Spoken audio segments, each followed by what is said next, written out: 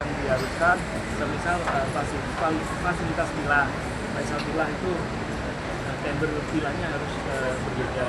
Kemudian dari yang organik ada lagi mesin untuk mengelola air.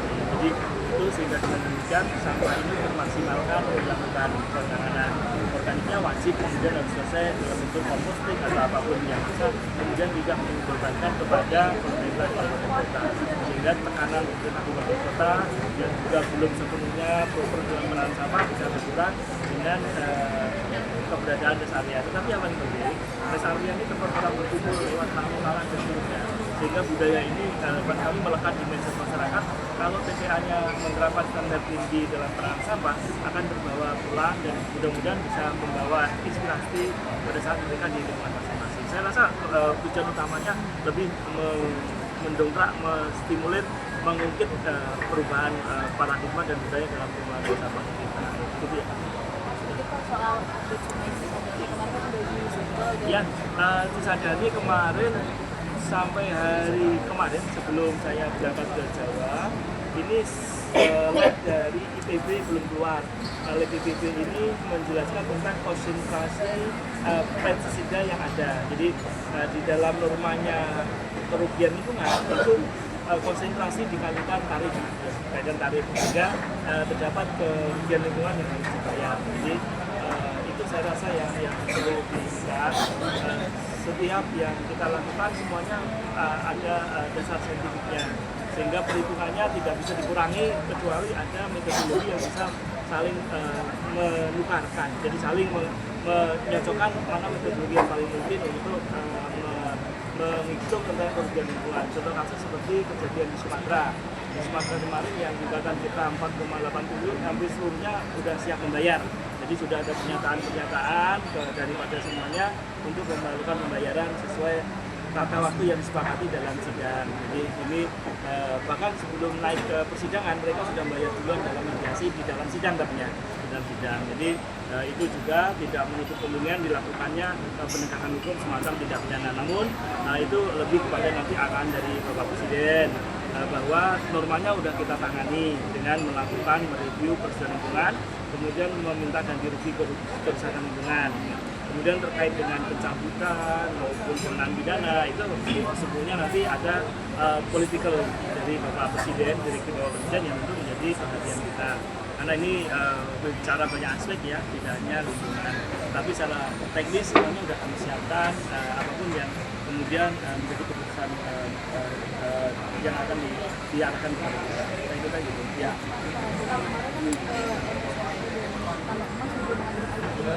Ya, sedang jalan. Jadi audit lingkungan sedang berjalan. Parameter sudah. Jadi gini, audit lingkungan itu mereka akan menentukan auditornya. Kemudian dari auditor akan menyampaikan kerangka kepada kita. Kita akan menyidangkan di tim ahli. Nah, kerangkanya kalau sudah disetujui baru boleh jalan. Nah, pada saat jalan maka ada waitlist, ada tim ahli yang kami tugaskan untuk mendampingi. Jadi ini diminta sedemikian rupa supaya audit lingkungan ini objektif. Namun demikian, mengingat dari kondisi saya tidak ini ya, tapi seperti Aginkos ini kajian lingkungannya sudah cukup sangat kokoh. Jadi kemarin juga atas rapat terbatas dengan PKH kita mengizinkan untuk operasional, tapi dengan catatan menyelesaikan audit lingkungan yang sedang berjalan. Jadi audit lingkungan yang berjalan ini diintegrasikan nanti dalam dokumen lingkungan. Sama proses yang di Raja Ampat ya, Raja Ampat kita sudah mengintegrasikan audit lingkungan, yang lain kan kita cabut karena tidak proper. Namun yang proper kita tingkatkan kualitas pengahatan lingkungannya melalui audit lingkungan yang kemudian diintegrasikan. Tetapi audit lingkungan juga menyisakan kewajiban-kewajiban yang harus dibayar semacam denda dan lain-lain. Jadi itu sudah kita bereskan. Ya, kalau Aginkos dari kajian kita secara teknis boleh beroperasi. Namun sekali lagi nanti tim lebih lanjut seperti apa, karena kita tidak boleh bohong ya. Kalau memang itu boleh operasi ya boleh operasi, kalau memang tidak. Namun memang kajian-kajian terkait penguatan lingkungan sambil diformulasikan di dalam bentuk audit lingkungan ya. Jadi semua kita melakukan sama, tidak hanya Aginkos.